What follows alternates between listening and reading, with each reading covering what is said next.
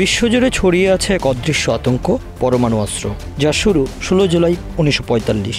এগুলো এমন এক ধ্বংসাত্মক শক্তির প্রতীক যা মুহূর্তেই পুরো একটি শহরকে নিশ্চিহ্ন করে দিতে পারে। কিন্তু প্রশ্ন হলো, কোথায় কতগুলো পরমাণু বোমা আছে, এগুলোর পেছনে খরচ কত, আর এইসব অস্ত্র ব্যবহার করে কি শুধু যুদ্ধের জন্য, নাকি এর পেছনে আছে অন্য কোনো উদ্দেশ্য? পরমাণু বোমার জন্ম কোনো রাজনীতিবিদের হাতে নয়, বরং বিজ্ঞানীদের ল্যাবরেটরিতে। বিংশ শতাব্দীর গোড়ার দিকে বিজ্ঞানীরা জানতে পারেন যে একটি পরমাণু বিভাজিত হলে প্রচুর শক্তি উৎপন্ন হয়। একে বলা হয় নিউক্লিয়াস ফিশন। 1938 সালে জার্মান বিজ্ঞানী অটো হান এবং লিস মাইন্টার ইউরেনিয়াম পরমাণুর বিভাজন ঘটান। এখান থেকেই শুরু হয় পরমাণু শক্তিকে অস্ত্র হিসেবে ব্যবহারের দিক চলা। দ্বিতীয় বিশ্বযুদ্ধের সময় জার্মানির হিটলারকে ঠেকাতে যুক্তরাষ্ট্র গোপনে শুরু করে ম্যানহাটন প্রকল্প। এটি ছিল ইতিহাসের সবচেয়ে বড় গোপন সামরিক বৈজ্ঞানিক প্রকল্প। যুক্তরাষ্ট্র, যুক্তরাজ্য এবং কানাডা মিলে বিজ্ঞানী রবার্ট ওপেনহাইমার এবং রিচার্ড ফেইনম্যান এবং এনরিকো ফেরমি প্রমুখের নেতৃত্বে তৈরি করে বিশ্বের প্রথম পরমাণু বোমা। 16 জুলাই 1945 নিউ মেক্সিকো মরুভূমিতে ট্রিনিটি নামে পরিচিত সেই প্রথম বিস্ফোরণ ছিল ইতিহাসের মোড় ঘুরিয়ে দেওয়া একটি ঘটনা। এই টেস্টেই বোঝা যায় মানুষ এমন এক অস্ত্র তৈরি করেছে যা মুহূর্তেই এক শহরকে ধ্বংস করতে পারে। দ্বিতীয় বিশ্বযুদ্ধের শেষ দিকে 1945 সালের 6 আগস্ট যুক্তরাষ্ট্র জাপানের হিরোশিমা শহরে লিটল বয় নামের একটি ইউরেনিয়াম বোমা ফেলে। 3 দিন পর 9 আগস্ট নাগাসাকি শহরে ফেলা হয় ফ্যাটম্যান নামে একটি প্লুটোনিয়াম বোমা।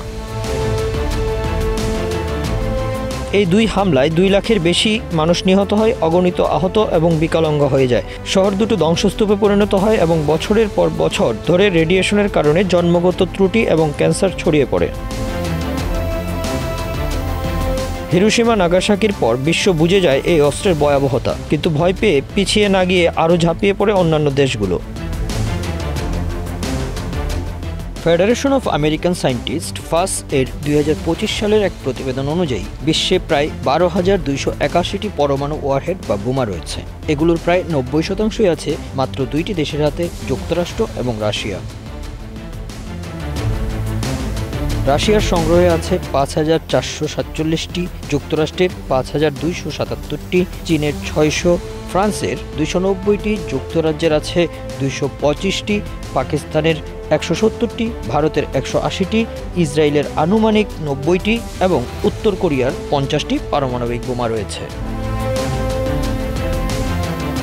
এগুলো শুধু সংখ্যা নয়, প্রতিটি বোমা নিজেই এক একটি শহর ধ্বংস করার মতো শক্তি রাখে। হিরোশিমা এবং নাগাসাকির ধ্বংসের ইতিহাস এখনও আমাদের কাঁদায়, অথচ সে বোমাগুলোর তুলনায় আজকের বোমা বহু হাজার গুণ বেশি শক্তিশালী।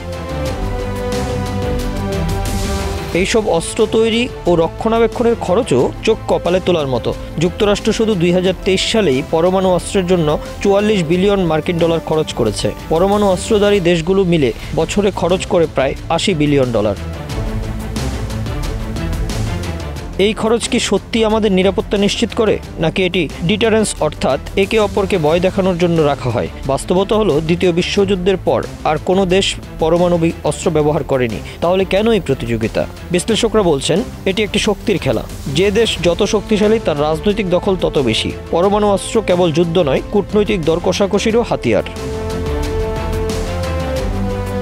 চীন, পাকিস্তান, ভারত এই 3 এশীয় দেশ প্রতিনিয়ত নিজেদের অস্ত্রভান্ডার বাড়াচ্ছে।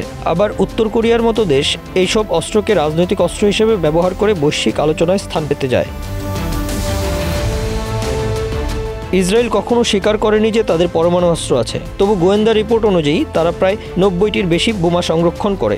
একসময় দক্ষিণ আফ্রিকা ছিল পারমাণবিক শক্তিধর, পরে তারা স্বেচ্ছায় তাদের অস্ত্র ধ্বংস করে শান্তির পথে হাঁটে। Bangla affairs news desk.